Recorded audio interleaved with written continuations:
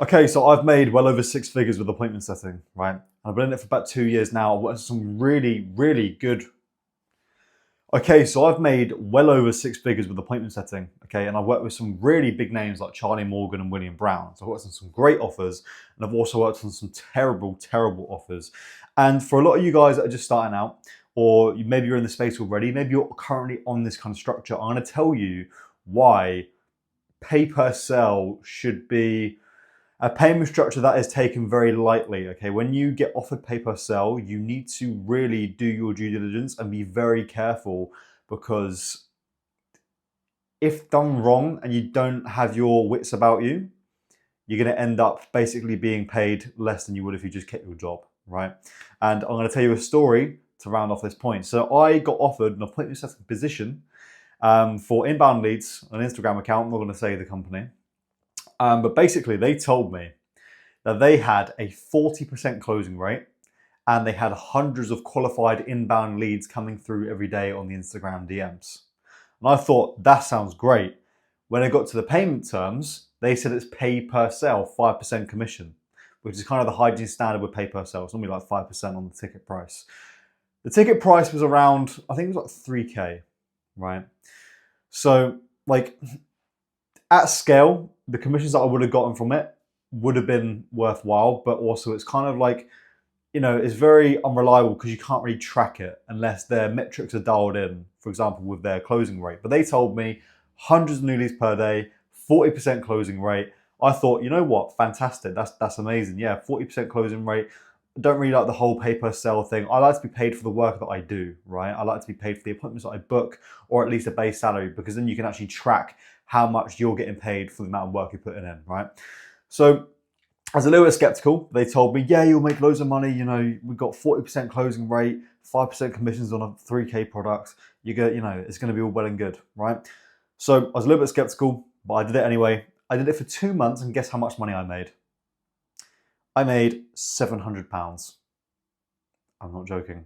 £700 from 2 months of work. I think I booked them like 60 or 70 appointments, and they closed, I think it was like two. They closed two of them. Yeah, they closed two leads out of like 60 or 70 appointments. That's not a 40% closing rate, right? And also the leads that were coming through were crap, right? They were just like bot followers. They weren't good fit, didn't have any money, like all of this stuff. Like it was such a waste of 2 months.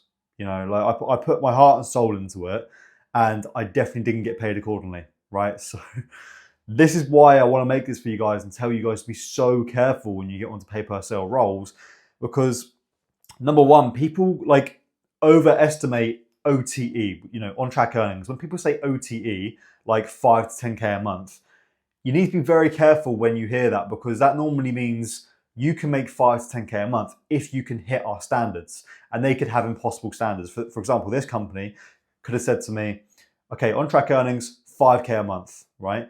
As long as you book 100 appointments that show and close at least the split pay price. It's just like, I don't really have any control over that. I can control, but you know what? I don't really have much control as a setter anyway. Like the thing that I have the most control over is the calls that I book in, right? I can't control the lead quality. I can't control how many leads come through, and I can't control whether they close. So to be paid for something as a result of something that I'm not in control of doesn't sound very fair, does it? Right? It's just like, I'm going to book you in 100 calls, and let's say they get on with a salesperson that can't close. Well, now my income is dependent on his skills. So yeah, like that's why I don't really like it too much. This is why I always try and avoid them, but I don't want to sit here and say that it's completely dead end, right? Because I know that there are roles out there that will pay you per sale, and you can actually make quite a few, quite a decent wage as a setter, right? So the only time that I would ever recommend to get on a pay per sale role is when you've really heavily done your due diligence, right? And what I mean by that is the company that you're working with on this pay per sale structure, they need to have everything dialed in place, right? They can't be like a brand new company that's just starting out and trying to scale things up. They can't have like, you know, for example, no track record of setters being successful or happy with the payment structure. They can't be, it's kind of brand new, you know, quite new to the space. There's a hygiene standard for not accepting pay per sell, right? Because they haven't really got much track record of success for you to get an idea of how much money you're going to make, okay? So it needs to be a company that's already locked in, basically, right? Already has success, a product that people want, you know, proof of like a consistent good closing rate over the past like year or so, proof of appointment setters in the past that have been on that structure and have been happy and have been making money, right? And the main thing is honestly just like the fact that they are already booking appointments without you, right? Because an appointment setter needs to be an addition to a system that's already working. You don't hire an appointment setter to fix your appointment setting issue, right? You hire an appointment setter to increase it once it's already dialed in. This is the thing with some companies online.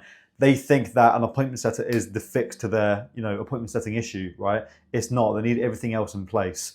So to pay someone per sell and you haven't got like a dialed in process, you don't know if your product is something that people want, you haven't got proof that you can close consistently, right? It's just ridiculous to then offer pay per sell.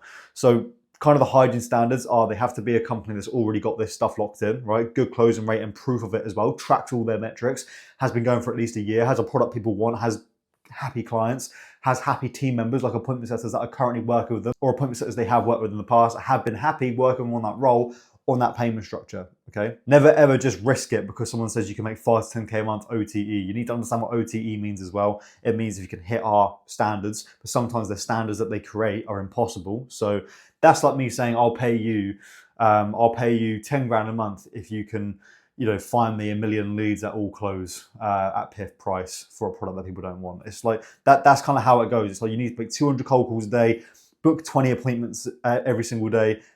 15 of them have to close at the full price, and then you can make 5K a month. But they won't say that in like the initial stage. They'll just say OTE 5 to 10K a month, and then have these terms like hidden in there, which are impossible because they haven't really got any kind of leverage to be able to have terms like that. Do you know what I'm trying to say? Like they can't be telling you that you need to hit these standards when they can't even do it as a company, you know?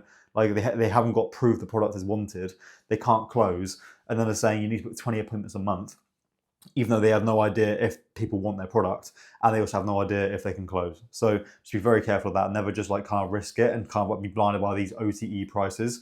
You need to be very, very careful, especially for pay per sell. Okay, so for pay per sell, it can be very good as long as the company you're working with is dialed in and you've got setters that are on the company like kind of team, right, or have been in the past that you can speak to or you can see that have been successful and have been happy on that role. You never just do it like just kind of like, you know, hoping for the best with this brand new company because you've got shiny object syndrome and they tell you can make this amount of money. You need to be very careful and do your due diligence, okay? Now, also, even when that happens, I still wouldn't recommend to stay on pay per sell long term. The reason I say that is because it's like, it's not really like, you haven't really got a strong idea of how much you're gonna make every month.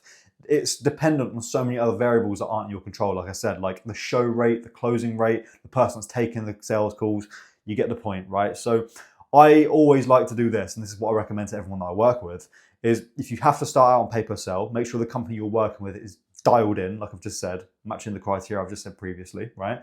And then I'd also negotiate out of it, right? I'd do pay per sell as long as the company is locked in at a high ticket price as well. That's the most important thing as well. It has to be a high ticket price, at least 3K.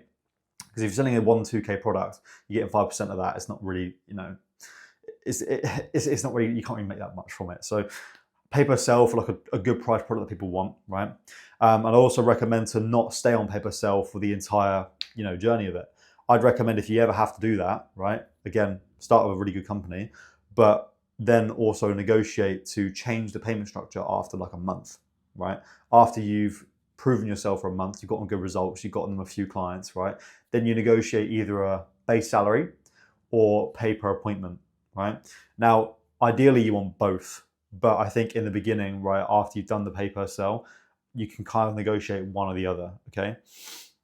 If you can get base salary plus pay per sell, like £500 a month base and then 50 per appointment, that's unreal because then you know you have £500 a month coming in every month, and also you know you have like 50 quid coming in every single time you book a call, rather than booking a call and having no idea if you're gonna get paid for it and doing all of that work with no kind of reward, right? So I'd always recommend to then try and negotiate like a base salary or pay per appointment. Again, £500 to £1,000 to £2,000. I'd say like I think £2,000 for a base is kind of quite steep. You probably could get away with it, but £500 to £1,000 for a base salary alone is kind of like, you know, the hygiene standard, right?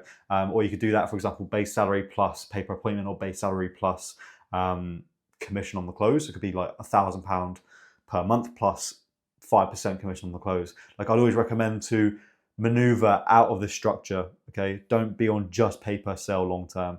It's great if the company can like facilitate it and actually pay you a lot of money for it, but like for your sanity, right, for you to stay in the game long term, I ideally want you guys to be able to see how much money you're making, right? So I always say after a month, renegotiate base salary plus a little bit of the commissions, right? Or just base salary alone, having it like a flat rate of like 1,500 quid, for example, or pay per appointment, just so you can actually have an idea of how much you're going to make every month. So yeah, a bit of a quick video for you guys, but like I just want to save you months of stress and time, because I spent 2 months on this role and it was such a waste of time, man. I put so much work in, I put so many appointments, I just didn't really make that much money from it. It's a massive, massive waste of time. And also as well, when you like do pay per sale for companies that aren't dialed in and are just kind of quite new, right? Like, this is just my experience. Like, they took ages to pay me as well. They took such a long time to pay me my commissions. Whereas like I know on high tier offers, right, I know they're gonna like, I know they'll actually be dialed in with all of their processes and they'll pay you on time because they're a high end like established company. That's why I never risk to, I wouldn't risk ever working with a brand new company anyway, but especially doing pay per sale for a brand new company, right? For a brand new company, before they hire setters, they need to dial in their own systems and then add a setter once it's all dialed in. Okay, so if you work on a company where this isn't all dialed in, you shouldn't really be working on it. Okay, they need to get that sorted first on their own end, and then they should hire a setter once it's all dialed in. Okay, because an appointment setter working on an offer that people don't want and they can't book any calls for because people don't want the product is a waste of your time and a waste of their time. Okay, so yeah, that's pretty much it. If you guys want to learn a little bit more about how to be successful with appointment setting, effective immediately, right? I've been doing this for 2 years now. I've made well over 6 figures. I've generated $1.2 million in cash for my clients, for people like Charlie Morgan and William Brown.